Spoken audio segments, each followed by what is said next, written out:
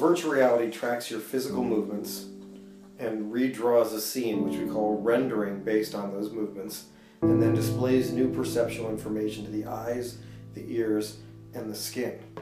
What results is a very compelling experience where one feels as if they've been mentally transported to a new space. And what we do in the lab is we build these simulations that allow someone to experience a world they've never been to, or we transform their senses in a way that gives them a very intense, arousing, and visceral experience. We tend to do quantitative research in a lab, but qualitative research comes into play in a number of ways. The first way it comes into play is that we're inspired by science fiction and big thinkers, philosophers, writers that give us ideas about the human condition, about ways one can transform and mentally transport, that really does stem from the humanities.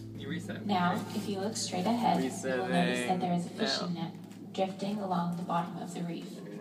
The net moves with the current and will actually bump into your coral body.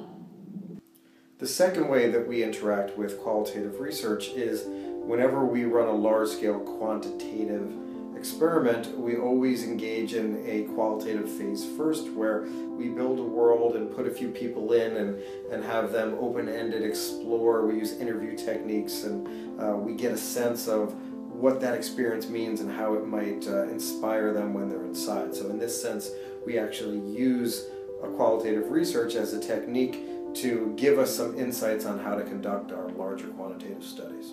I get contacted often by folks in the humanities that want to do work inside of virtual reality. In fact, just today I got an email from a composer from Berkeley who wants to be able to write music where we build a visual analog that people can experience his music in other senses inside of virtual reality. So I see lots of those who are within the humanities playing inside of this digital space, and it's really a fruitful area for collaboration in the future.